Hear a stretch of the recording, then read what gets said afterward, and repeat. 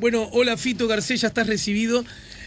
Hoy publica Búsqueda, dábamos cuenta de esto recién, el ministro Danilo Astori dijo en Washington, D.C. que los partidos políticos deben entrenar y proporcionar valores éticos fundamentales a sus integrantes. De hecho, titula Búsqueda, FMI medirá la corrupción convencido de que daña las economías. Hay asuntos arriba de la mesa que tienen que ver con la transparencia, que tienen que ver con la ética, que tienen que ver con la conducta política y que han estado en el centro de la discusión en nuestro país en el último año, sin duda alguna, ¿no? Y parece que continúan siéndolo. Está bueno que se hable de ética, lo malo que se habla de ética porque tenemos problemas. No, viste que a veces hablamos, claro, el FMI habla de la ética vinculada con la economía. Y yo qué sé, no sé, tendríamos que hablar mucho más de ética, ¿no? O los politólogos que hablamos todo el tiempo de cálculos, de estrategias, ¿no? De zancadillas, de alianzas. Y bueno, y en verdad, capaz que la mejor definición de política es que la política se ocupa de los fines, por lo tanto se ocupa de valores. La política debería ser eso, ¿no? La mejor versión de la política es esa, ¿no?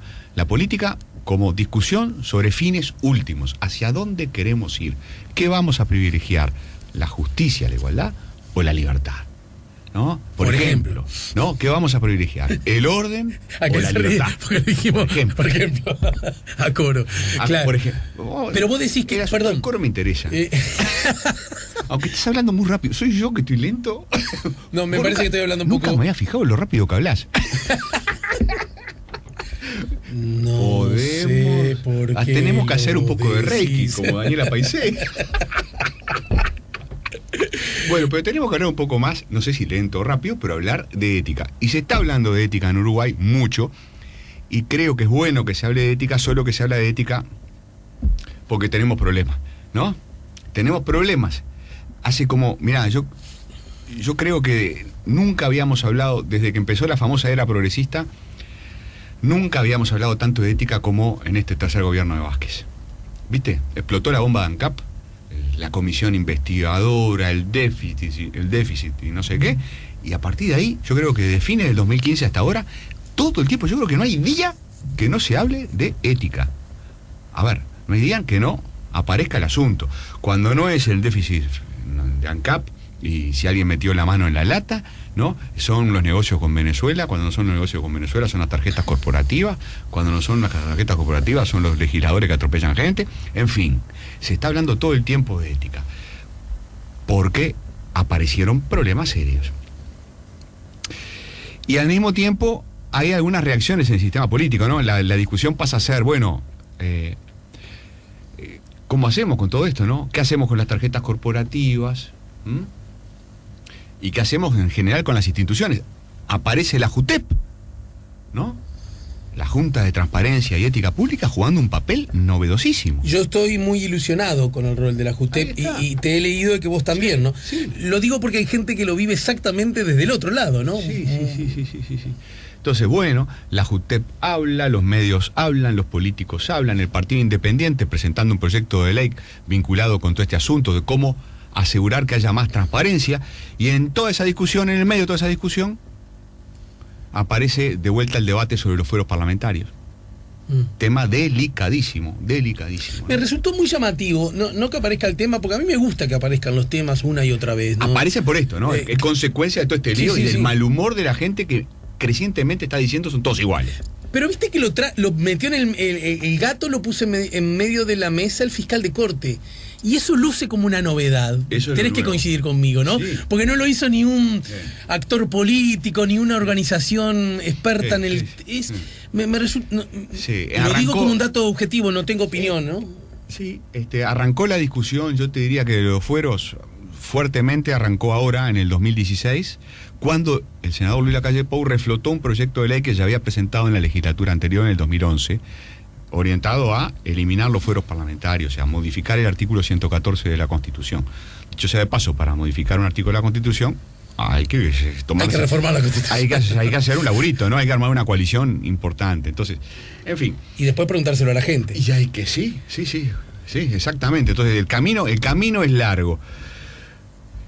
Aparecen problemas de corrupción, aparecen reacciones y se habla de corrupción. Lo bueno es, nos estamos preguntando qué es lo que estamos haciendo mal, nos estamos preguntando qué cambios institucionales hay que hacer. Nos lo preguntamos desde la sociedad civil y se lo preguntan también los políticos. Que se lo pregunten los políticos, yo creo que está muy bien. Yo quiero rescatar eso. A mí me alegra que haya muchos políticos. El senador Luis Lacalle Pou, Pedro Bordaberry, Pablo Mieres, recientemente Mujica, Lucía Topolanqui, mucha gente, ahora Danilo Astori hablando, ¿no?, en el Fondo Monetario, ética.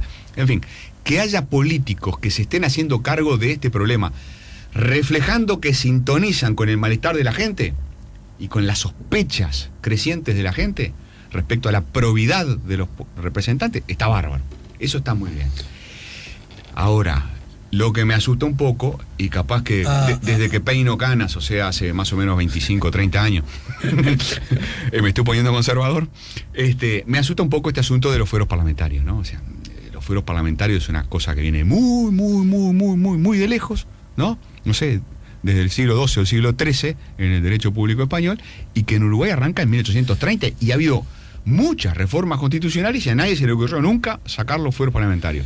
O sea que por algo será, es una institución muy importante. Hay que ser muy cuidadosos. Yo quiero aprovechar tu condición de profesor para ver sin que esto se transforme en una cátedra, porque yo creo que si ahora mismo bajamos a 18 de julio y primero, de verdad, no sé de 50 personas cuántas tienen claro qué significa fueros parlamentarios. Sí. Y ya es un asunto. Ya es un asunto. Ahora, entre los que entienden qué son los fueros, o si tuviéramos la capacidad de explicarle en 2 palabras, yo tengo la presunción que buena parte de ellos, pero muy buena parte de ellos, si me apuras, quizás viva el tema de los fueros parlamentarios como un privilegio, claro, de unos privilegiados. La gente lo ve así. Ahora, el asunto es que hay que explicar a la ciudadanía, hay que explicar de dónde viene el asunto y qué sentido tiene, ¿no? En el artículo 114 de la Constitución... ¿Te animás a hacerlo luego de la pausa? Sí, dale. Así además repaso la Constitución en este ratito. Estamos poniendo la mañana en camino. También un montón de artículos. Estamos poniendo... ¿Dónde era que estamos? Estamos poniendo la mañana en camino. Estamos conversando con Adolfo Fito Garcés. ¿Sabes por qué? Porque quiero de eso... Yo no sé si a lo mejor te lo traigo demasiado de los pelos, porque yo recuerdo sentirme bastante solo cuando se volvió a hablar acerca si se debe o no se debe derogar el abuso innominado de funciones, ¿no? Ahí va. Y yo soy de los que cree que se debe derogar, porque me han convencido los que saben del tema que es un mal artículo que justamente hace lo que no tiene que hacer la ley y es dar garantías, ¿verdad? Lo que pasa es que se insiste mucho que en este contexto sería una mala señal. Y es acá y entiendo ese argumento, por supuesto, ¿no? Y es acá donde me pregunto, ¿y uno cómo debe andar por la vida? ¿Atento a las señales que da, que recibe? ¿O atento a lo que considera es justo o es injusto? Luego la Después pausa. de la pausa, entonces poneme una mordaza porque no puedo callarme. Ya volvemos con La Mañana en Camino.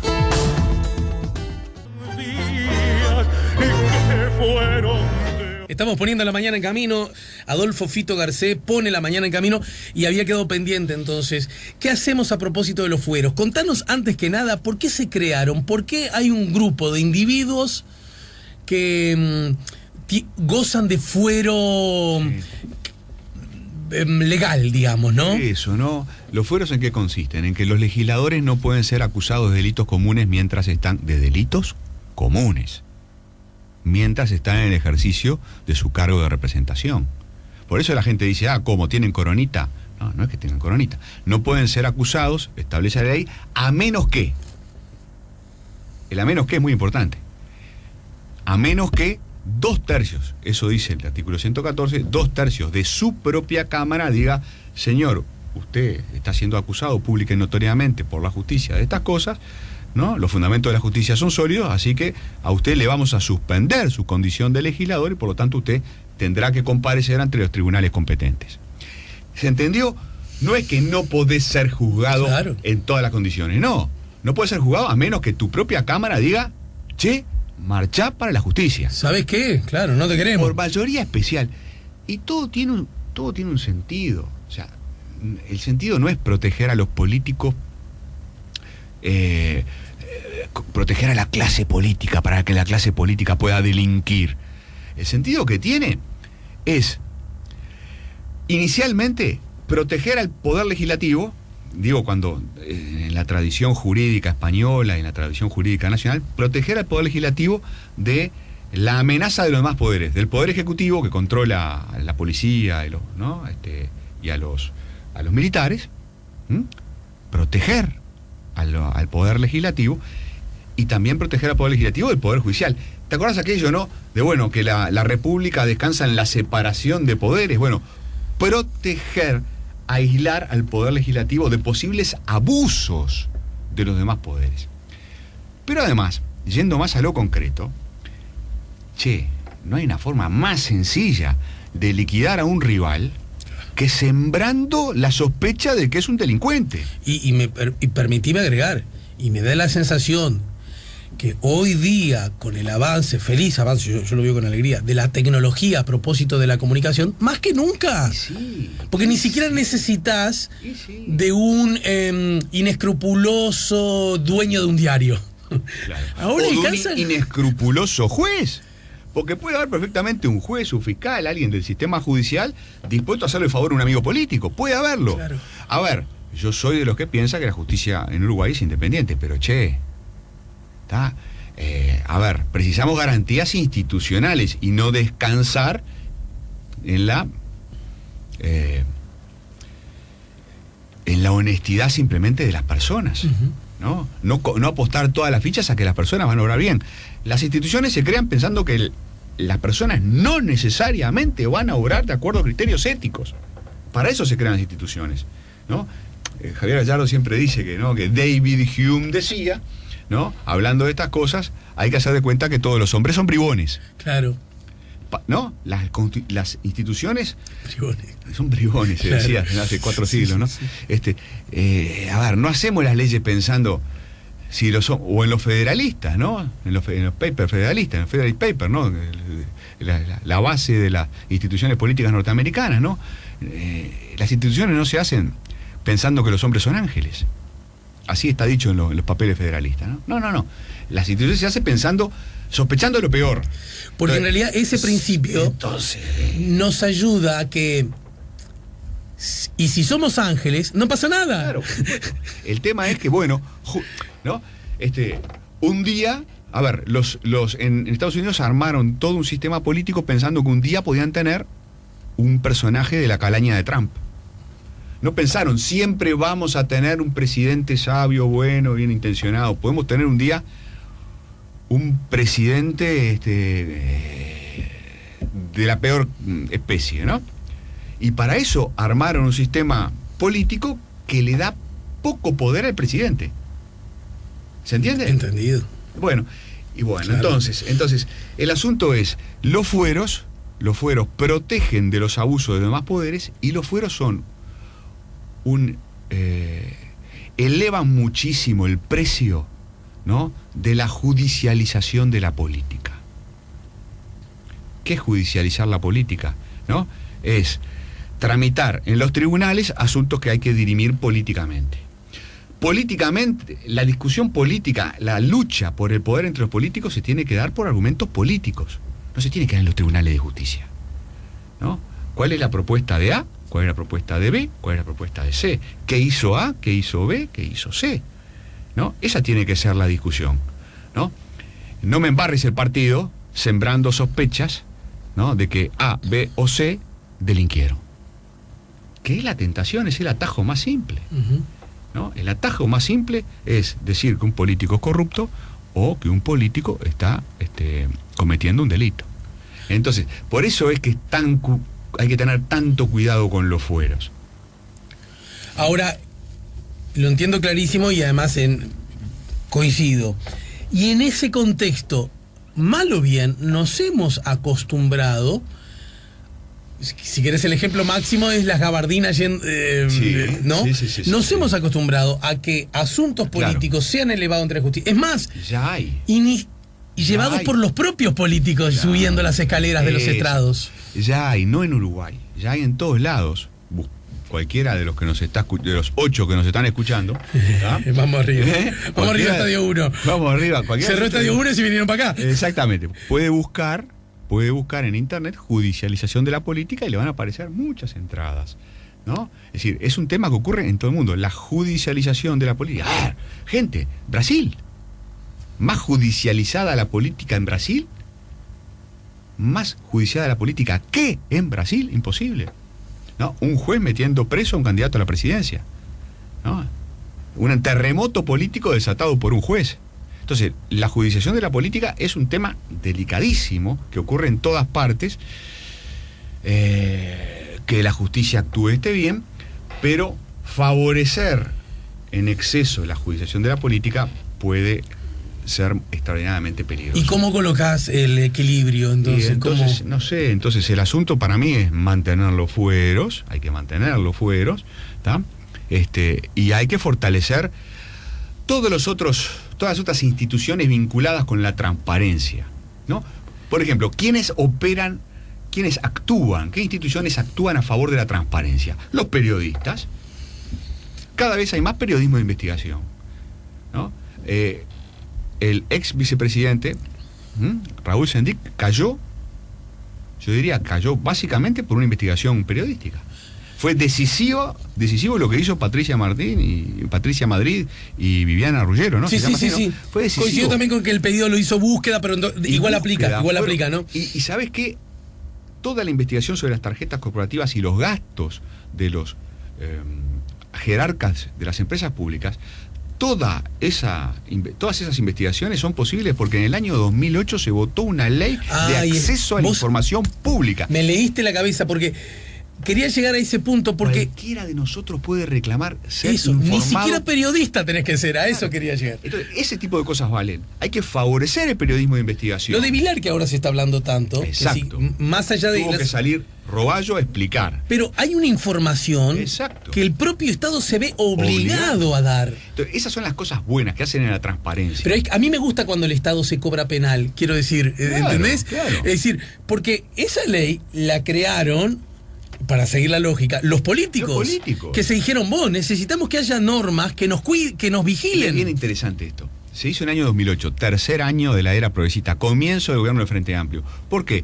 Y mirá, en buena medida porque los legisladores frente amplistas y los frente amplistas en general se pasaron años sin poder acceder a la información pública, ¿no? Queriendo saber qué pasaba en las empresas públicas y no pudiendo tener la información, ¿no? Pidiendo informes a los ministros y teniendo poca información. Entonces, llegás al poder y ¿qué es lo primero que haces? No, yo quiero una ley. Solo que después esa ley se te vuelve en contra. Macanudo que se vuelva en contra. Que se vuelva en contra de la oscuridad y a favor de la transparencia y de la información por parte de los ciudadanos. Entonces, más periodismo de investigación, más prestigio y más poder para la JUTEP. Si la JUTEP viene jugando un papel lindísimo, ¿no? Y, haciendo informes fundamentados, ponderados sobre la acción de la gente. Está mal que haya un consuegro del presidente de la República laburando con el presidente, ¿no? O está mal que el hermano de la intendenta de La Valleja labure con él. La JUTEP se pronuncia, alimenta el debate público, la gente reacciona, la opinión pública demanda, los políticos reaccionan. Son ese tipo de instituciones que hacen bien. La JUTEP, el periodismo de investigación, ¿no? Un poder judicial súper independiente. Ahora, ¿ha notado que el riesgo de la que han llamado jutepización de la política ha molestado por derecha y por izquierda, ¿no? Sí. Pero, yo creo que forma parte... Que me parece, hasta si querés, la prueba del 9. Sí, claro, es así, está bien. Que la JUTEP moleste a mucha gente. Y que el periodismo de investigación moleste a mucha gente. No a la izquierda y a la derecha. A todo el mundo, ¿no? Dicen los sociólogos, ¿no? Forma parte de la evolución de la sociedad, es la diversificación institucional. Y bueno, no teníamos JUTEP. En 1998, después de 2 años de discusión, se crea la Junta de Transparencia, la Junta Asesora para cuestiones económico-financieras del Estado. En el 98, después de 2 años de discusión, porque hubo un proyecto del 96, y después de 4 o 5 años de gran discusión pública sobre problemas éticos, ¿acordate, Alejandro? Claro. Porque se discutía en el 93, 94, no solo se discutía sobre la caducidad, se discutía si había habido corrupción o no. Disculpame, vuelvo a citar, parece que estoy operando a favor de Manuel Flores Silva. Claro. El Partido Colorado está necesitando gente, a lo mejor andás a ver si lo estoy promoviendo. Claro. Con los famosos sobres de Manila y toda aquella investigación que recorrió, ¿verdad? A ver, hace 20 años también se discutió mucho sobre justicia y sobre ética y sobre corrupción en Uruguay. Una de las además hubo una movida a nivel internacional, porque a veces, viste, hay pactos internacionales que terminan teniendo consecuencias internas, ¿no? Hay como una cascada, cosas que pasan en otras partes del mundo terminan teniendo consecuencias domésticas. Bueno, sumado lo de afuera con lo de adentro, se crea esa junta asesora que termina siendo después llamándose JUTEP. Eso. Forma parte del progreso institucional de un país, pero que se creen nuevas instituciones, ¿no? En fin. Ahora, es eso. La claridad con la que estás expresándote me permite preguntarte, ante cosas que asoman como problemas, vos decías, me gusta que se hable de esto, lo que te hace ruido es que se hable ante el advenimiento del problema, ¿no? Bueno, claro. Andás a ver si no es esa la condición humana, ¿no? Porque es el testimonio de un problema. Ahora, que quisiera no tener. El riesgo de qué, porque todo lo hacemos pensando siempre en la opinión pública. Todo, porque la política nace pensando en el bien de los demás, ¿no es cierto? Es decir, un servicio hacia otros. Eso desde la mejor lectura de la política. Sí. Pero además, como ustedes nos han enseñado, en una competencia libre como funciona en Uruguay, también de alguna manera ganarse, congraciarse con la opinión pública puede ser una buena noticia. Claro. Es ahí donde surgen tentadoras propuestas que se parecen a la demagogia, que lucen como buenas para el problema, pero que en realidad no afectan la esencia del problema. Sí. El de los fueros puede ser un caso, ¿no es cierto? ¿Te pues sigo bien? Es un tema, claro. Está la tentación, como la gente está preocupada, está la tentación de plantear cosas llamativas para buscar votos. Está esa tentación. Porque yo advierto... Pero no juguemos con fuego. Ahí está. Claro, no juguemos con fuego. Para mí hablar de los fueros es delicado, ¿no? Es delicado. Yo rescato el lado... Es como el famoso vaso, ¿no? Que está por la mitad. Medio vaso lleno, medio vaso vacío. El medio vaso vacío es... Bueno, pueden estar jugando con un tema demasiado delicado como el de los fueros. El medio vaso lleno es... Qué bueno que reaccionan y que la gente, la ciudadanía, puede ver a los políticos diciendo renunciemos a lo que ustedes consideran un privilegio para no perder legitimidad, para no perder credibilidad. Renunciemos a esto. ¿Ustedes consideran que es un privilegio? Renunciemos para que ustedes nos sigan creyendo en nosotros. En fin. Bien, estamos casi sobre el final, algunos mensajes llegan a ser... Mirá, lo dice Omar, buen día, estoy de acuerdo que el FMI se preocupe por la corrupción, pero ¿cuánta culpa también tiene el FMI de dar préstamos a gobiernos de dudosa democracia, a sabiendas que esas deudas las pagan los pueblos y no quien pidió el préstamo, lo dice Omar? Algo así como la trayectoria del Fondo Monetario Internacional. Algún día va a haber que hacer un balance, ¿no? De lo bueno y de lo malo de la acción de algunos organismos internacionales como el Fondo, ¿no? Sí. Yo creo que hubo de las dos cosas buenas y cosas malas en la acción del fondo. Sí, dale. Buen día, me llamo Ernesto, me llamo Ernesto, disculpe. Pregunto, ¿por qué en la Iglesia Católica no hay una mujer sacerdote? ¿Será machista el pensamiento del Vaticano? Esto creo que tiene que ver con lo que anteriormente yo decía. Hay un asunto vinculado, para terminar, y así te libero junto con el agradecimiento, que está... yo siento que he quedado un poco solo en la reflexión en esta dirección. Tiene que ver... Sendik termina renunciando. La gota que colma el vaso, por algún modo, tiene que ver con el uso de las tarjetas corporativas. Exacto. ¿No es cierto? Las tarjetas corporativas, como tal, y el reglamento de las tarjetas corporativas, paradójicamente, se instalan en ANCAP con la presidencia de Raúl Sendik. Absolutamente cierto. Y a mí me parecía que esa parte del relato no se subrayaba porque, por supuesto que fue impresentable a kilómetros de distancia que una persona use eso para comprarse las cosas que se aseguraron que se compraron. ¿Estamos de acuerdo? Sí. Porque además, si te pasa eso... tenés la forma de llegar a casa inmediatamente, decir, mira, estos zapatitos tomalos, porque en realidad no me... ¿Estamos de acuerdo? Bien, una cosa obvia que hasta cierta de vergüenza ajena da cuando uno lo transforma en palabra hablada. Sí. ¿Estamos de acuerdo? Ahora, a mí me pareció que con el legítimo derecho de una lógica política, no estábamos percibiendo que la sociedad uruguaya, el sistema político uruguayo, estaba mejor.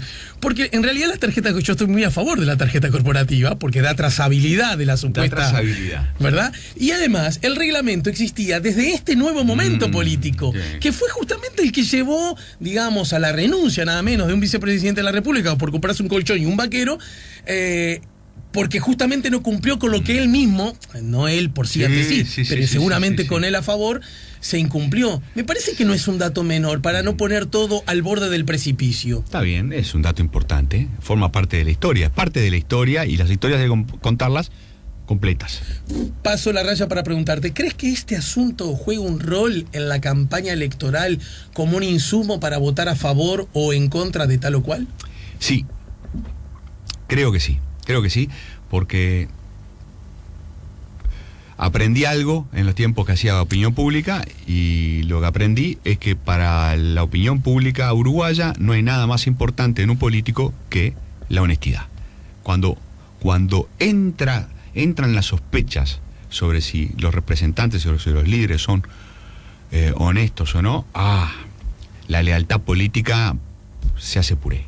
No hay nada tan importante como la honestidad. Entonces, hace 4 años que se está discutiendo sobre corrupción. Hace 4 años que mucha gente se preocupa cuánta corrupción hay en el gobierno del Frente Amplio. Yo creo que si el Frente pierde algunos votos, que creo que lo va a perder en la próxima elección, ¿no? No creo que va a sacar de vuelta 48%, va a sacar a menos. Creo que va a sacar menos. Yo creo que la principal explicación va a ser porque hizo ruido la corrupción, porque se habló de corrupción. Yo creo que sí, ¿no? Además hay otras cosas, ¿no? Capaz que el Frente pierde votos por otras razones, por no haber reformado la educación, porque hay gente muy molesta con el tema de la seguridad, andás a ver, ¿está? Porque no hubo mucha innovación, no hubo muchos cambios, bla, porque bla, bla. Después de 3 gobiernos cualquiera pierde votos. Porque el que gobierna pierde votos, en fin, ¿está? Pero yo creo que va a ser la principal explicación cuando llegue el momento, ¿no? No creo que pierda muchos, ¿eh? Si el Frente saca menos del 45%, voy a reconocerme sorprendido, ¿no? Pero si el Frente saca 48% también. Pero a ver, estamos hablando, fíjate vos, ¿no? Estamos hablando de 3%. Lo que ustedes poco y nada. Justamente lo que ustedes nos han dicho hace tanto tiempo, ustedes los politólogos, los investigadores académicos. El Uruguay tiene un sistema muy previsible y con alta paridad. Sí. Por lo tanto, cualquier pequeño cambio cambia mucho todo. Y sí, con 45% es una elección muy peleada, con 48% no. Señores, Adolfo Fito Garcés nos ayudó a poner la mañana en camino. Gracias por el tiempo y saludos cariñosos, especiales saludos cariñosos a la familia. Dale, muchísimas gracias.